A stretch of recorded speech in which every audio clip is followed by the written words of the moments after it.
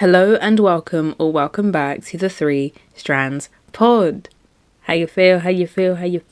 25 sitting on 25 mil. Come on. Amen. What? Amen. What? What? Amen. What? If you guys can't tell already, I am in an awesome, fantastic, beautiful, most mood today. I am feeling good, feeling great, feeling good. How are you? Why am I feeling so great, you ask? Well, let me tell you. As of this episode, there will be some subscription only episodes, which means that you guys are gonna have to subscribe to get every episode.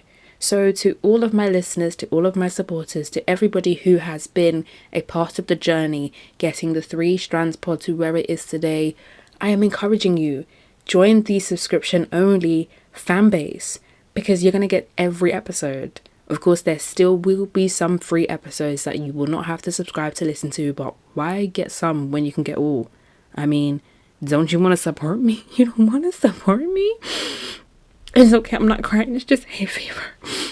But seriously though, there are going to be some subscription only episodes as of this one, so make sure you guys are subscribed. Click the link down there or to the side or up there or wherever it may be on your listening device and your platform, wherever you're streaming my voice from. Hey, make sure you guys are subscription only unless you obviously cannot subscribe for whatever reason. There still will be some free ones, but subscribe because I'm awesome. And this is where the cool kids sit. So sit with the cool kids, right? So these are going to be the last of my free jokes. The next jokes that I give you guys on the episodes may be subscription only, so don't miss out. But I wanted to ask, have you guys heard of Dr. Love? You know, if you have Twitter, you definitely know Dr. Love. Maybe you don't know his name, but you'll know his face. But I can't show you his face because it's just my voice. But go to Google or search Dr. Love. Actually, maybe, I don't know. If you search anything, it's not my fault. Search it of your own volition. I don't know.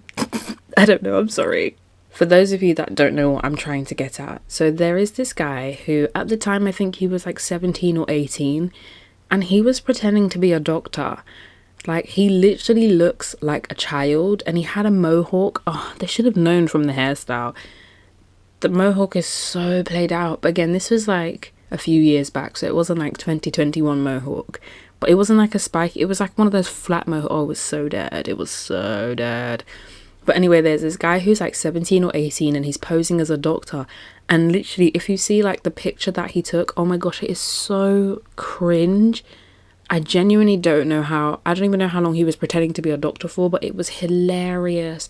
And like, I think he did it like, okay, maybe not hilarious. I think there must have been a problem because he did it like 2 or maybe even 3 times. And they arrested him. The whole story is just shambolic. Like I genuinely... Oh my gosh, I don't even understand how... I don't even know how he got... Just look it up. I think his name's like Malachi Love Johnson or Love Robinson. I don't even know. But he... Oh my gosh, that is so hilarious. The fact that he was able to do like 3 times... You know, like when you're in school and then your teacher's a bit late or your teacher's not there and you have a substitute and then one of the loud kids is like, oh, hello class, today we're going to learn. It's like, it's giving me that vibe. How he was able to literally, he had like a white lab coat and everything. Stethoscope, he had all of it. And he literally was like walking into the hospitals and like maybe he was talking to patients. He was pretending he had like medical knowledge. I don't even know how he did it or what he did. But he did it 3 times, maybe 3 different hospitals or just the same hospital 3 times. I don't know, but what the hell? What the hell was that? So big up Dr. Love. Oh yeah, that was his name, Dr. Love. So big up Dr. Love, but yeah, I don't even know. I don't know. So now that we've got Dr. Love out of the way, I think the time has come to make it do what it do. So without further ado, I said without further ado, cue the intro.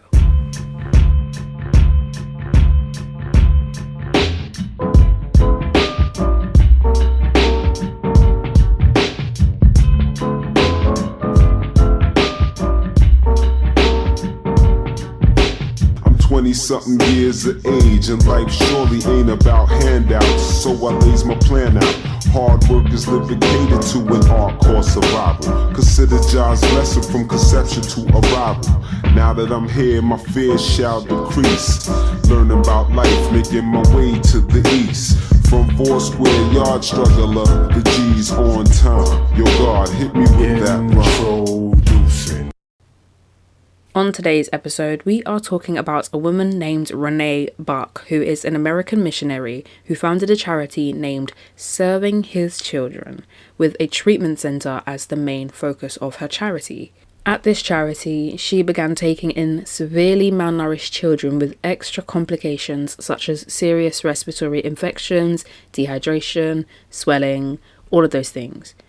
And this woman, Renee Bach, was sued in Ugandan civil court over the death of children at a critical care centre that she was running. So the interesting thing about Renee is that she has no medical training, just a self-proclaimed desire to do good and help the poor children of Jinja, Uganda. So let me just veer off for a second. I am so tired of this played out mindset that doing good has to mean packing up and moving to save the dying population of Africa. Why do children in Africa need saviours who know nothing of their contexts and lives to come and save them? In this very derelict Britain, there are children dying. Our football star Marcus Rashford was feeding the children during the pandemic when the government was deciding whether or not food is essential. Even Flint, Michigan had a water crisis from 2014 to 2019, where their drinking water was contaminated with lead. It's as if fighting for causes or problems on your own doorstep aren't seen as doing good because you live in the West.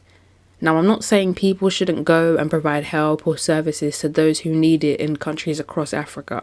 I'm saying stop using the people of these African nations as ego-stroking tools. But let us regress. So apparently it was reported that at least 105 children died in this charity's care. And Renee Bach was sued by 2 mothers, Gimbo Zubida and Kakai Annette, both of them who had sons who died under Renee's care or soon after receiving treatment from the charity. And so Bach and the charity agreed to pay $9,500 to each mother with no admission of liability. Prima Kwagala, a Ugandan civil rights attorney, said, quote, "She did apologise to them. She did say she was sorry, and she said she would not come back to Uganda anymore. She wouldn't be involved in medical practice in the country anymore." I also read that Renee Bach's US attorney, David Gibbs, said that the charity is shutting down because of a combination of the lawsuit, quote, media pressure, and the difficulties of fundraising during the COVID-19 pandemic. In a report from 2019 on Bach's case, experts on malnutrition said that children in these conditions are so fragile that if the health provider doesn't know exactly what they are doing, it's safer to do nothing. They claim that, quote, even actions as simple as putting a child on an IV to hydrate them can trigger a heart attack if the sodium and potassium content isn't continually adjusted to match the child's fluctuating levels.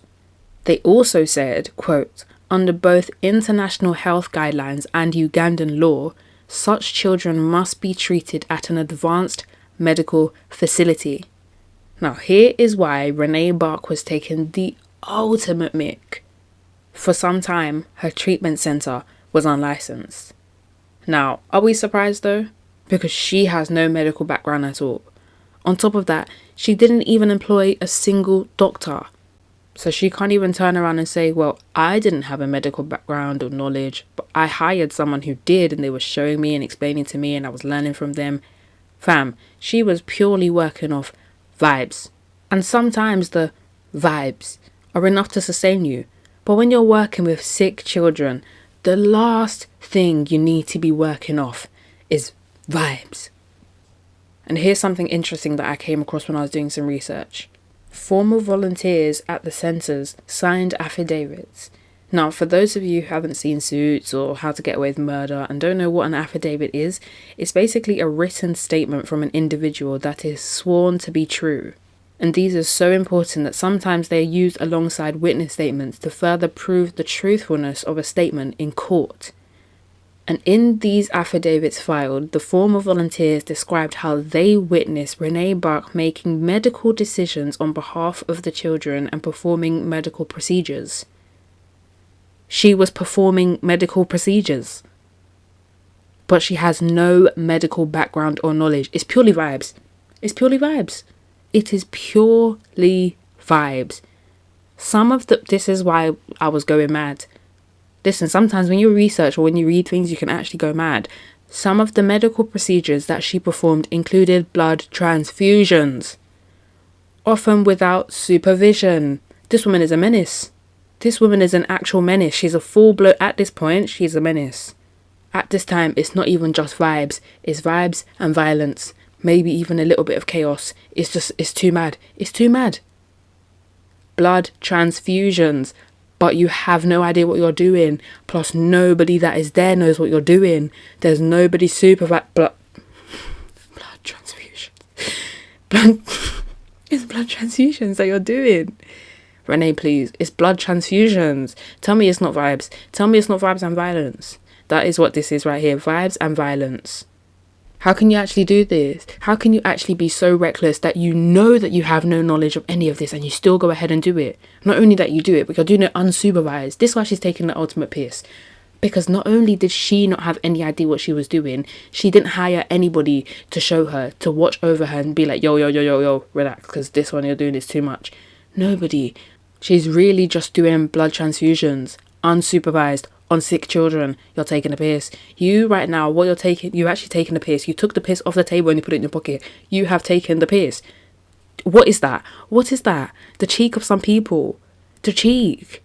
Please lock her up and throw the key into the ocean. Lock her up and throw the key into the heavens. She doesn't need to come back. She needs to disappear her now. Disappear her now. No. Disappear her. Disappear her. I also found that she did dispute some of the accounts in the interview for the 2019 report, and she said that there were times when she did perform procedures, quote, without a medical professional standing right next to me. It was always under the request and direction of a medical professional. Not gonna lie, I'm not trying to hear it. I'm not trying to hear it at all. I don't give a damn. Brother, no, I'm not interested. I'm actually not interested. Because whether or not there was someone there, she knows that she doesn't have a clue what she's doing. This isn't med school where you're here to learn. She's literally in the field. She needs to know what she's doing. Like, if you have the money to set up the charity or the treatment centre, then do that. And get people with real experience, real qualifications to be the force that drives it. She can do background stuff. What is the point of putting children at risk so she can attempt to pretend to save their lives? What's that? And she was operating in Uganda for 10 years. 10 years. 10 years. Honestly, genuinely, I'm not trying to hear it. This is too mad. Because do you know what's annoying me?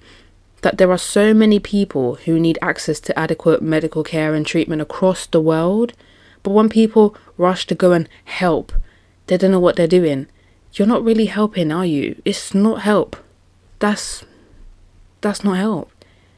It's frustrating because you can see how clearly the lives of black children are seen as disposable. She's literally using them to stroke her ego. She's literally using them so that she can say, oh yeah, I went to Uganda and helped the sick children.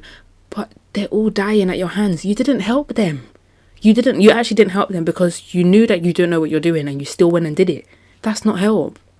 That's actually not. Tell me this is not an ego stroking tactic. This is dangerous.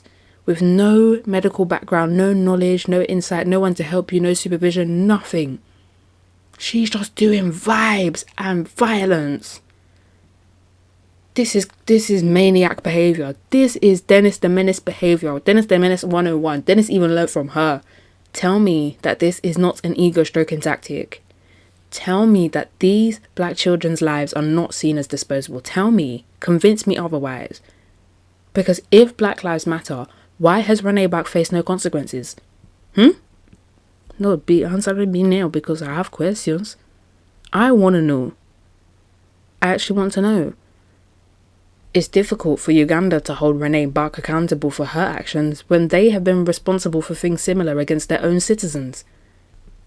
Uganda failed their children because I'm not too sure how you missed the fact that she has no medical background and how she was able to open, run and work in a treatment centre without knowing how to treat people. How do you miss that?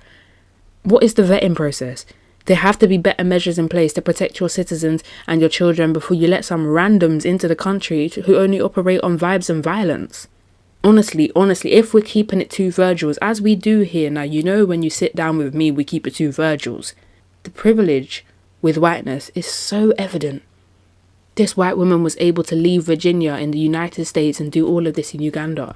Had it been the other way round, and a fake Ugandan doctor would not have been able to get this far and do this much damage in the United States, convince me otherwise. I mean, if you see a need or something pulls at your heart and convinces you to make a change about how something is going, please, please, please, learn before you go and you put yourself and others at risk. Go and do what you believe you've been called to do, but do it well. People don't have to lose their lives over negligence and selfishness and ego stroking. It's unnecessary. And on that note, check out No White Saviours, which is an advocacy campaign led by majority African female professionals based in Kampala, Uganda. If you guys want to check out how you can contribute and make a change with the help of No White Saviours, the link to their website is in the description below. If you do any research into this topic or find an advocacy campaign or organisation that is similar to No White Saviours, then be sure to let me know, put it in the comments or share it with someone who you think may benefit from that information. And if you haven't checked out the episodes on Marcus Rashford and the glamorizing of the African struggle, then I suggest that you check them out. #shameless plug. But that is all from me this week, so I shall catch you on the next one. Peace in the Middle East to you and your crew. What? Peace in the Middle East to you and your crew.